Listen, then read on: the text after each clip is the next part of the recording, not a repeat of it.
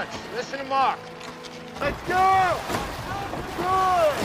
There we go! 9 seconds under the course record. Rowing like you're in a single. We've been doing this too goddamn long to forget. Now, maybe we can row as a team. Get off us! I don't know how, thank you! The movie follows the story of Joe's, in which his mother passed away when he was very young and his father left him when he was 14 years old. He found it hard to make ends meet, but he believed in himself, and he knew that he would one day find a way out of the mess that he was in. He was studying engineering, and to support his education, he used to take up all sorts of odd jobs. But there came a point in his life when he had no money and had to pay the second installment of his college fee. He was given a 2-week notice, and he was told that if he wasn't able to pay it, he would have to look for some other institute. That was the time when his friend told him that the junior rowing team of the university, called the Washington Huskies, was having a tryout, and they wanted to select people from the lot. Joe had no interest whatsoever in the sport, but he was told that he would be paid a handsome amount and that he would be given a place to stay there, too. Joe saw Coach L. Ulbrichtson and Tom Bowles for the first time, and they told the boys that they would have to go through the toughest physical regime of their lives, and after the grueling test, 8 of them would make it to the team. Joe worked hard because he needed to put food on the table.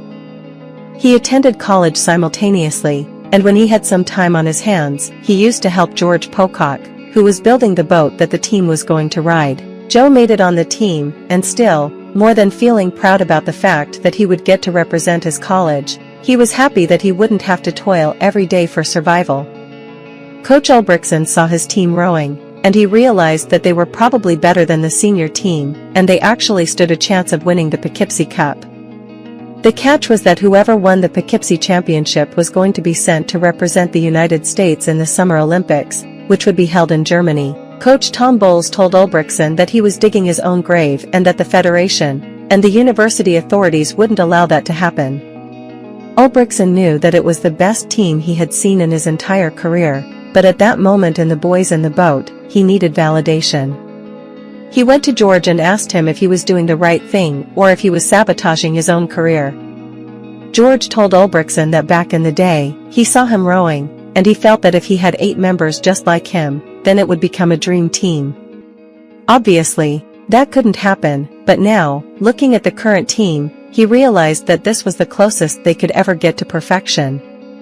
George told Ulbrichtson that if his team failed, then the axe would fall on him, but that was the risk he would have to take. Ulbrichtson made up his mind, and surprisingly, even Coach Tom supported him. The junior team was selected after a lot of struggles, and they went to fight against all the senior teams that were taking part in the Intercollegiate Rowing Association. As mentioned in the beginning, nobody knew that they were going to witness a miraculous feat in the Poughkeepsie Championship. The junior team won the championship, and Ulbrichtsson's decision to send them to the Olympics was not well received by the people. Still, Ulbrichtson stuck with the decision because he knew that these 8 people were exceptionally talented. They were all working-class people who found it hard to earn a living, and when they rowed, they did so as if their lives depended on it. It was a battle of the privileged class versus the ones who had to fight at each and every step of their lives. Joe saw his father in the town, and he was surprised to find out that he had been there for the past 2 years, but still, he didn't try to meet him even once. The emotional baggage and trauma he carried from his past started troubling him, and there came a time when he was not able to focus on the race, and Ulbrichtson told him not to be a part of the race if he came with that mindset. It was George once again who came to his rescue, and he told him that it was a once-in-a-lifetime opportunity and that he was on the verge of creating history. Before leaving for Germany, Joe had expressed his love to Joyce, and she told him that she wanted him to be his life partner. Joe was lucky to find a girl like Joyce. He had a crush on her in the 4th grade, and the letter he gave her back then was still kept safely on her table, which made him realize that even she adored him. After having a conversation with George, Joe realized that he couldn't let the ghost of his past life come in between his missions. He went to Ulbrichtson the next day and told him how much he wanted to be a part of that contingent and make his country proud.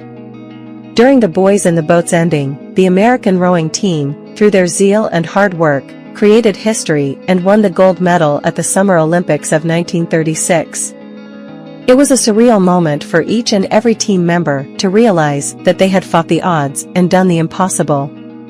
Coach Ulbrichtsen's name was etched in history, as had it not been for him, the junior team would have never been allowed to participate in the Olympics. I believe at times, adversity does create heroes, and people might have said that the lives of those 8 people changed overnight, but only they knew what they went through and how it was a miracle in itself that they stood the storm and didn't let their spirits get bogged down.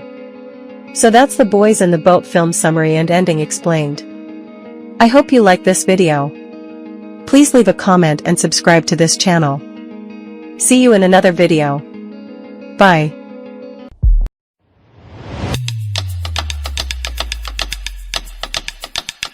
Preview.